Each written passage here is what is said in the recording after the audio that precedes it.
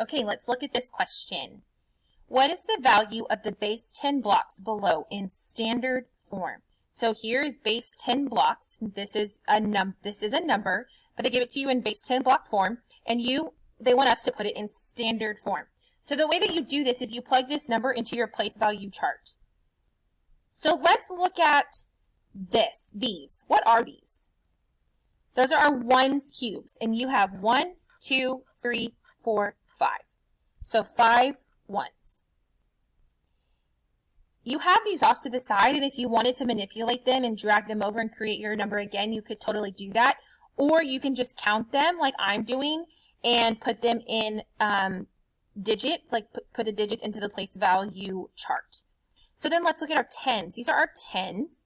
So 1, 2, 3, 4, 5, 6, 7, 8, 9. 9 tens, which is 90.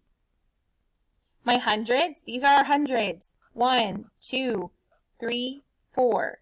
4 hundreds, which is 400. And how many thousands do we have? 2 thousands. And a comma. So that's 2,495. And that's standard form. That's all it is.